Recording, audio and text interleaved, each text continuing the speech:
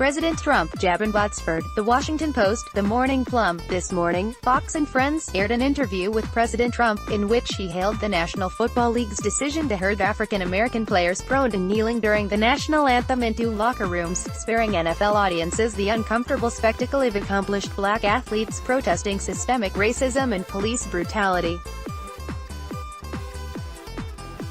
Trump said, "I don't think people should be staying in locker rooms. But still, it's good. You have to stand, proudly, for the national anthem. Or you shouldn't be playing. You shouldn't be there. Maybe you shouldn't be in the country." Only hours earlier, PBS aired the perfect complement to Trump's command for unthinking nationalistic fervor, and let's not confuse this with patriotism, which, as George Orwell told us, is devotion to a particular place and a particular way of life, that the true patriot has no wish to force on other people, in the form of an interview with former Director of National Intelligence James R. Clapper Jr. In that interview, Clapper expanded on the claim made in his book that, in his judgment, Russia's subversion of our election did, in fact, prove decisive in tipping it to Trump. As a private citizen, it's what I would call my informed opinion that, given the massive effort the Russians made, and the number of citizens that they touched, and the variety and multidimensional aspects of what they did to influence opinion, and given the fact that it turned on less than 80,000 votes in 3 states, to me it exceeds logic and credulity that they didn't affect the election. And it's my belief they actually turned it. Clapper noted that the intelligence community's formal 2017 assessment of Russian interference was not charged with assessing its impact. But this is exactly the point. It wasn't the place of the intel community to place its imprimatur on this debate one way or the other. But now that Clapper is free to offer his own view, he believes Russia did swing the election, and he knows a lot more about the specifics of what Russia did than we do. Last night, Rachel Maddow called on us to treat this as a bombshell. As Maddow put it, the Director of National Intelligence for the last 7 years has concluded that the current President of the United States was only installed in office because of a successful Russian intelligence operation, raising obvious questions about his legitimacy. We probably will never know whether Russia's interference, whose tip we only glimpsed in Special Counsel Robert S. Mueller's indictment of 13 Russian nationals for their sabotage plot, was sufficient to swing the election. The result had many causes. But allow me to point out that journalists regularly suggest, on an even flimsier basis, that this or that Hillary Clinton failing caused the outcome. Yet even asking whether Russian interference, or, say, James B. Comey's 11th-hour intervention, might have been sufficient to swing a relative handful of votes is regularly greeted with knee-slapping ridicule, even though, as Brian Beutler has noted, every journalist knows that it is absolutely plausible. But this Clapper claim has relevance well beyond whether Russian interference was decisive. It places the ongoing efforts by Trump and his allies to frustrate an accounting of what happened in a whole new light. The key point is this. Even if you put aside whatever the Trump campaign did or didn't do to conspire with Russian sabotage, what's left is this obvious fact: Trump and his GOP allies don't want to know the full story of what Russia's operation entailed in and of itself, because it doesn't concern them in the least, and indeed they are engaged in an active effort to keep that story suppressed. It keeps getting lost in the discussion, but one of the charges of both Mueller's investigation and the probe's run out of Congress has been to determine the full truth about the Russian effort, separate and irrespective of whether there was any Trump campaign collusion with it. Trump himself has regularly dismissed the whole thing as a hoax. The GOP-run House Intelligence Committee probe laughably airbrushed Russia's goal of helping Trump win out of its final conclusion, putting it at odds with both the intelligence community and Senate Intelligence Committee Republicans. And this isn't the only way in which Trump's Republican allies are actively working to prevent the full truth from coming out. Their push for the release of highly sensitive Justice Department documents on the FBI informant that Trump and his allies have railed about, who contacted Trump campaign officials after the FBI established questionable contacts involving Russian hopes of corrupting the election, represents direct collaboration between Trump and Republicans to subvert Mueller's investigation. This pressure resulted in an extraordinary capitulation by DOJ, in which officials agreed to make info they believed to be compromising available only to Republicans, though now Democrats will get a briefing as well. Why we have congressional oversight of intelligence in this context? Note this additional comment from Clapper to PBS.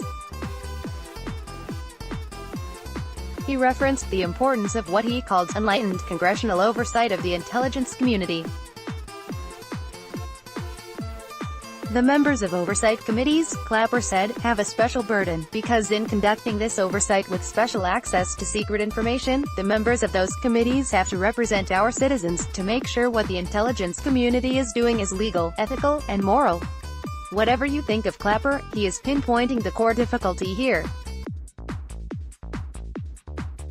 We want congressional oversight of our intelligence services, so the public can have confidence that the Russian powers are not being abused.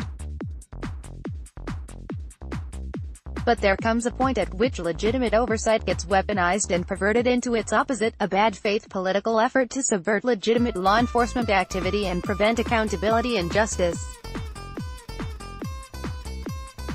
In this case, what's being subverted is an effort to determine the full extent of outside sabotage of an American presidential election, something that may have altered its outcome. Whether Clapper is right in claiming that the outcome was indeed altered will probably forever remain an open question. His assertion does highlight the fact that Trump and his GOP allies are actively trying to prevent that full story from coming out, and aren't troubled in the least by the possibility that he might be right. Dems will get intel briefing. The Hill reports that the White House, bowing to criticism, will hold a meeting with intelligence officials and bipartisan members of Congress to show documents related to the FBI informant whom Trump has railed about in recent days. Previously there had been a meeting scheduled for Republicans only. That meeting will still happen, but at least now Democrats will have their own look at the intel, so they'll be able to offer a rebuttal if and when Republicans dishonestly leak about what they've been shown. Trump wanted to brand the informant. The Associated Press reports on Trump's private thinking about the FBI informant. Trump has told confidants in recent days that the revelation of an informant potential evidence that the upper echelon of federal law enforcement has conspired against him, according to 3 people familiar with his recent conversations but not authorized to discuss them publicly. Trump told one ally this week that he wanted to brand the informant a spy, believing the more nefarious term would resonate more in the media and with the public. Never mind the damage Trump's campaign against law enforcement could do, this is all about branding. North Korea summit in doubt. North Korea is now threatening to pull out of the summit, after Vice President Pence doubled down on the insistence on total denuclearization. Anti-Field comments. The punchy statement comes a day after Trump suggested there was a substantial chance that he would postpone or cancel the summit, scheduled to be held in Singapore on June 12, if North Korea did not meet certain conditions, without elaborating on what those conditions were. This morning on Fox and Friends, Trump floated the idea that North Korea might be permitted to denuclearize in phases, though this would have to be rapid. He's totally got this. Update: North Korea summit cancelled, it's off. President Trump on Thursday cancelled a planned summit next month with North Korean leader Kim Jong-un, citing tremendous anger and open hostility from the rogue nation in a letter explaining his abrupt decision. I feel it is inappropriate, at this time, to have this long-planned meeting, Trump said to Kim in a letter released by the White House on Thursday morning. So no Nobel, then? Asterisk lots and lots of women are running. CNN tallies it up. In 1970, there was just one female Senate candidate. Today, there are 49 to 54 women running, depending on whether and which third-party candidates you include. There are 394 women running for the House and 56 in governors' races, including third-party candidates, as of May 23. Also, 32 women are running for Senate as Democrats versus 22 who are running as Republicans. Whatever happens this fall, this has to be seen as a good development. Thanks, Trump. Asterisk could Roger Stone flip on Trump? Politico reports that Mueller's investigators are zeroing in on longtime Trump confidant Roger Stone and quotes a Stone friend saying that he could flip if charged. And the Trump-Stone relationship could be a treasure trove for federal investigators. The men met during Ronald Reagan's 1980 presidential campaign and have maintained a professional partnership over the last 4 decades. Stone has represented Trump as a lobbyist for his gambling, airline, and hotel businesses. He has counseled Trump on 4 potential White House runs. As one person who knows both men put it, Stone knows everything. Mueller is already scrutinizing Stone's relationship with Julian Assange amid WikiLeaks' release of the hacked emails. Asterisk Trump has had only one solo news conference. Glenn Kessler looks at data that compares presidential interactions with the news media and finds Trump has had only one solo news conference, compared with 34 for George H.W.